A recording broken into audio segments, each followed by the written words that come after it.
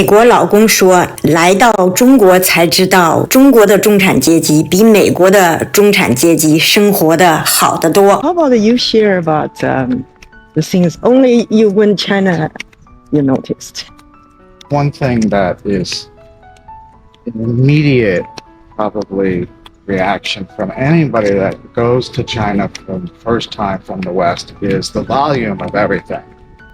Everything is just on such a larger scale. It's not just more people. Your cities are bigger.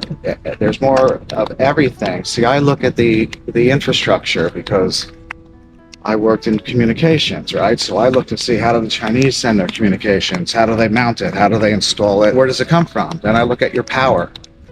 Power it's got to be 3 times as much as what I see traveling like through the U.S. Like when you drive on a highway and you see the huge power lines crossing, yeah. There's no town. You know they're going from one to the other.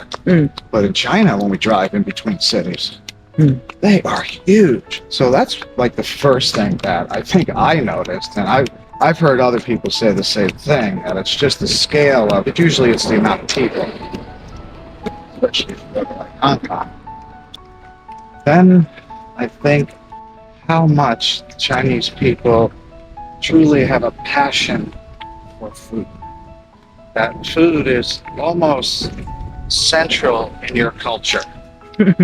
You see it in your language, certainly how you eat and cook and talk about food, and on holidays, it's traditional to have dumplings, shape of the moon you follow, and you eat foods accordingly. That's something very different. We don't associate food in our culture that way. Of course, our culture is many different cultures of cooking here. So it's more of what we call a melting pot of many races.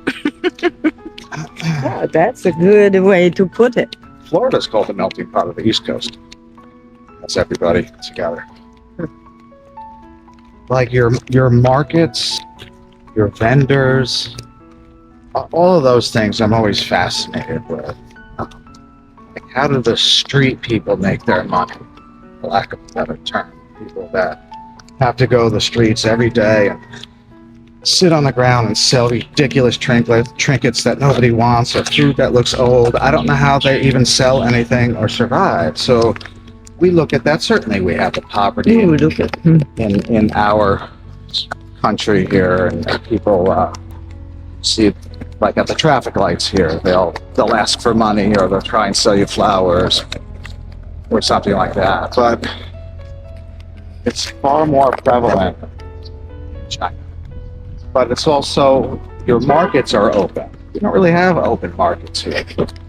On Saturday, you get like a farmer's market that's open, or you can go to a nursery that is somewhat outdoors. But you even have night markets, which I was fascinated by, Joe. I thought that was great. In the middle of winter, people don't care. They put on their coats, and kids are all bundled up, can't even move, and they're puffy clothes. Back to the technology. And, not only are you as sophisticated in your cities as anywhere else in the world, you have the number one factor that seems to infest everywhere: greed.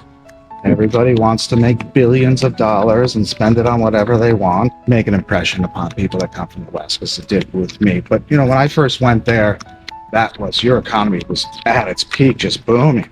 And so people were living far better middle class standard of living than we were here. And that surprised me. So I was very impressed with how not only Chinese make money, but how industrial they are as far as being entrepreneurs, starting their own businesses.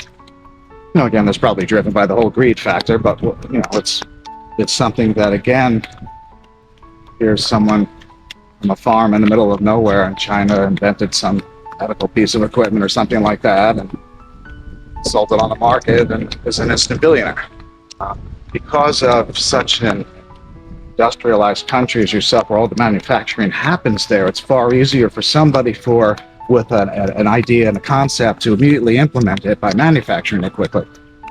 There's all the Asia to do most of our manufacturing, so we don't have that advantage. I also have to say that I thought it was quite funny how so many Chinese wear American blue jeans, denim blue jeans. That, I think, is another shocking thing that I didn't expect. I thought I would see a little bit more traditional Chinese. Like when you see pictures of Japan, you still see men and women in the traditional older clothing. You don't see any of that in China, not even on your holidays. We went to the Chinese church here and New Year's, and I had all my Chinese gear on. They all looked at me like you're crazy. They all had their blue jeans on. Again, like everywhere else, everyone is label conscious. Whatever is the label of a clothing or shoes or gives you status. I think we're a little bit beyond that here, where again we expect the poorest person to spend all their money on stuff just so they can look like that. So getting back to how you can know if people are rich, you don't. Show me your bank account. That's about it, to be honest with you. Right? Anybody can fake anything. But if a man is smart, he'll fake being poor if he has money, so that, you know, he's not sought after for the wrong reasons. It would be love instead of greed. Yourself homeless, but if you're rich, don't show it. Build the relationship first, not with that in the back of their mind, like, well, now I'll stick it out. Women tend to tolerate a little bit more than they normally would if they know there's money behind it, so the relationship's no longer real. Same here.